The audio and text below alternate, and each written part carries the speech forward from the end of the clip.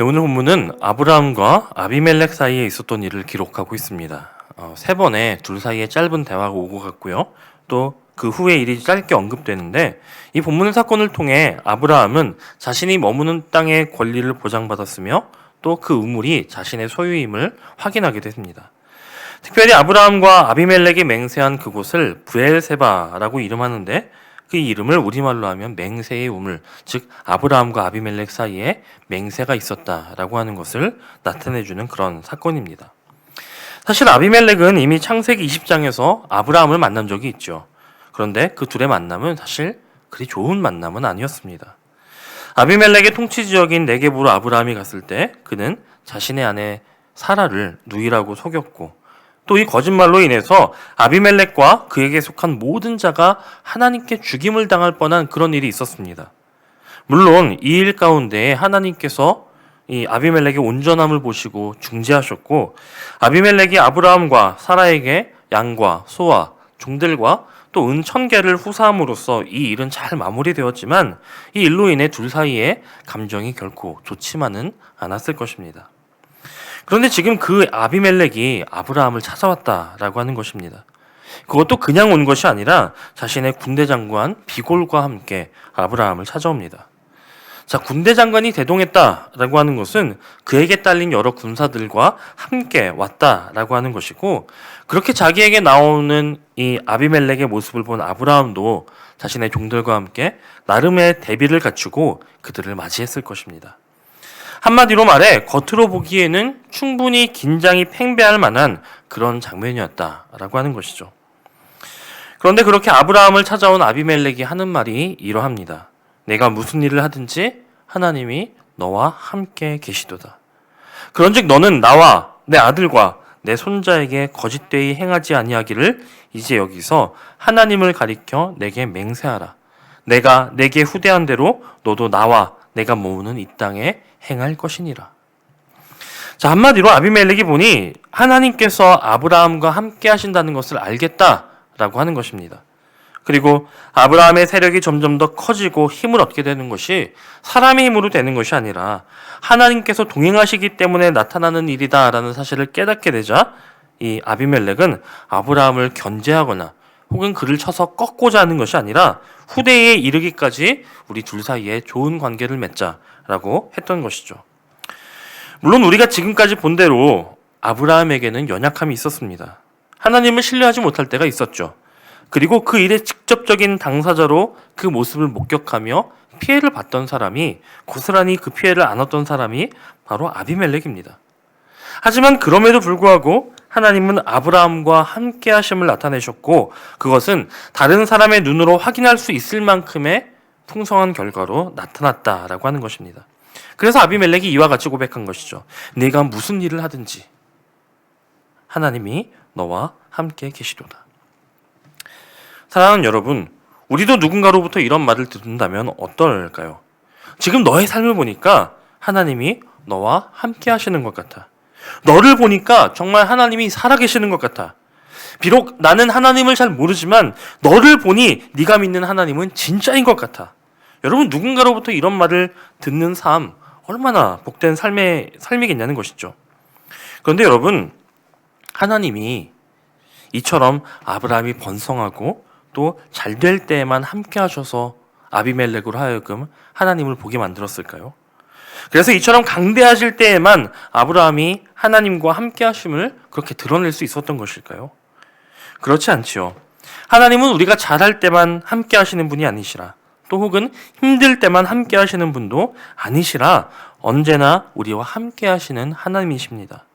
그래서 우리는 잘 될 때뿐 아니라 힘들고 어려울 때도 하나님을 증거하고 나타낼 수 있다는 것이죠. 물론 우리의 인생 가운데에도 어려움이 있을 수 있고 때로는 다른 사람들이 보기에 부끄러움을 당하는 그런 날도 있을 것입니다. 그러나 그때에 우리가 하나님을 숨기는 것이 아니라 그 모든 순간에도 나와 함께 하시는 하나님을 드러내며 살 수 있어야 한다는 것입니다. 하나님이 나와 함께 하신다는 것을 정말로 믿는다면 정말로 내가 하나님이 나와 함께 하신다는 것을 믿고 그 믿음으로 살면 다른 사람들도 그 사실을 어떤 방법으로든 보게 된다는 것입니다. 우리가 할 일은 하나님이 나와 함께 하시다는 것을 신뢰하고 정말로 그렇게 살아가는 것이죠. 그렇게 되면 나머지는 하나님이 하시는 것입니다. 지금 비록 내가 어려움을 겪고 있어도 하나님은 그분의 방법대로 함께 하심을 나타내실 것입니다. 비록 내가 인간적인 눈으로 볼 때에는 어려운 상황이 있다 할지라도 하나님은 그 가운데에서도 하나님의 일하심을 반드시 보이게 하실 것입니다. 우리가 할 일은 그 사실을 믿고 정말 그렇게 사는 것, 정말 그 믿음의 고백대로 사는 것, 그것이 우리가 할 일이라는 사실을 기억하시기 바랍니다. 여러분, 그 믿음이 연약했던 창세기 20장의 아브라함은 아비멜렉 앞에 한없이 초라한 모습으로 서서 왜 우리에게 이런 일을 행했느냐고, 왜 너는 거짓말을 했느냐고 그런 책망을 받아야만 했습니다. 그 책망 가운데에도 변명하며 사라의 뒤에 숨었던 아브라함의 모습을 우리는 잘 알고 있죠. 그러나 하나님의 약속의 아들 이삭의 출생을 통해 하나님을 향한 온전한 믿음을 갖추게 된 아브라함은요, 오늘 본문 가운데에 되려 아비멜렉을 책망하는 모습을 보여줍니다. 아비멜렉의 종들이 아브라함의 우물을 빼앗은 일을 두고 아비멜렉에게 왜 그러했느냐고 책망하는 것이죠. 여러분 생각해 보십시오. 비록 아브라함과 그의 집이 팠다고는 하지만, 그 우물을 팠다고는 하지만 그 땅은 엄연히 아비멜렉의 통치구역입니다. 더군다나 아비멜렉은 그 지역의 왕이죠. 더욱이 지금 아비멜렉의 곁에는 군대 장관과 군대가 있습니다. 그럼에도 아비멜렉을 대하는 아브라함의 모습은 지금 한없이 당당하더라라고 하는 것입니다. 그동안 아브라함은 힘없고 소극적인 사람, 자주 실수하기도 하고 자신의 안전을 위해서 아내를 팔기도 했던 그런 사람이었는데, 이제는 완전히 새로운 아브라함의 모습이 우리에게 소개되어지는 것입니다. 자, 창세기 20장에서 단 한 장만 넘어왔을 뿐인데 21장에서의 아브라함의 모습이 이와 같이 달라진 것은 무엇 때문이겠습니까? 하나님은 아브라함의 삶에 함께 계셨고 그분의 계획하심 가운데 아브라함을 선하게 인도하셨으며 아브라함을 다듬어 가셨습니다. 그리고 하나님이 주신 그 약속에 신실하심으로 함께 하셔서 그분의 때가 되었을 때에 그 약속을 성취하시는 것이죠. 아브라함은 그 약속의 하나님, 신실하신 하나님, 능하지 못함이 없으신 그 하나님을 경험하게 됨으로써 예전보다 더 깊은 믿음의 사람, 더 성장한 믿음의 모습을 우리에게 보여주고 있는 것입니다. 자, 이 일을 위해 하나님은 기다림이라고 하는 시간을 우리에게 허락하신 것입니다.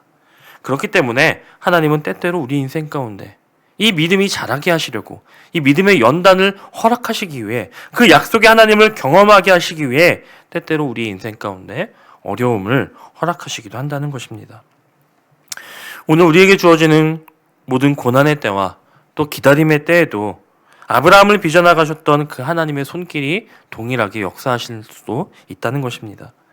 이 때를 하나님을 향한 온전한 믿음을 가지고 이겨내는 사람, 그로써 살아계신 하나님을 굳건히 붙드는 사람은 아비멜렉이 아니라 세상 그 무엇, 세상 그 누구 앞에서도 당당하게 설 수 있는 믿음의 사람이 된다는 것을 믿으시기 바랍니다.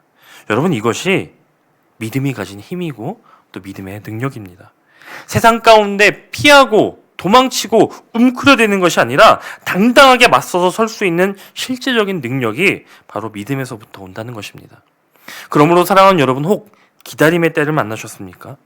믿음의 사람으로 세상을 이길 능력을 주시고자 하시는 하나님의 연단의 때라는 사실을 기억하시기 바랍니다.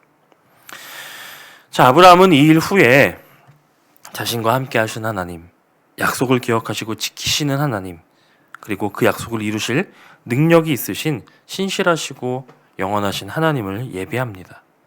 자신이 만났던 그 여러 상황들과 현실적인 어려움과 불가능해 보이는 자신의 모든 문제들 속에서도 변함없이 그 약속을 신실하게 이루시는 하나님의 이름을 높였다는 것이죠. 결국 하나님은 이 모든 믿음의 성숙 이후에 그를 예배의 자리로 인도하셨다라고 하는 것입니다. 즉 하나님이 함께 하시다라고 하는 것은요, 우리의 예배의 동기가 될 뿐 아니라 예배의 결과도 되는 것입니다. 하나님이 함께 하시기 때문에 우리는 예배 드릴 수 있고요, 하나님을 통해서 하나님의 함께 하심을 경험하며 또 기뻐하게 되는 것입니다. 이와 같이 우리 삶의 중심을 하나님께 함께 하심으로, 하나님을 예배하심으로 채우시기를 바랍니다. 지금도 우리 가운데 함께 하시며 자신의 뜻을 이루어 가시며 또 그렇게 우리의 삶을 주관하시는 그 하나님을 더욱더 예배하시기 바랍니다. 우리는 비록 자주 실수하고 또 넘어지기도 하지만 하나님은 그 모든 과정을 통해서 우리가 더 하나님을 알아가도록, 더 하나님을 닮아가도록 하는 그 기회로 만드시는 분이십니다. 아브라함의 하나님이 지금도 우리 가운데 동일하게 역사하시고 계시기 때문에 절대로 변함없으신 영원하신 하나님이 오늘도 나의 삶 가운데 함께 하시고 그 능력을 베풀고 계시기 때문에 우리는 그분의 이름을 높이며 그분의 이름을 부르짖으며 예배할 수 있게 되는 것입니다. 그러니 그분이 나와 함께 하시다라고 하는 이 사실을 꼭 기억하시기 바랍니다.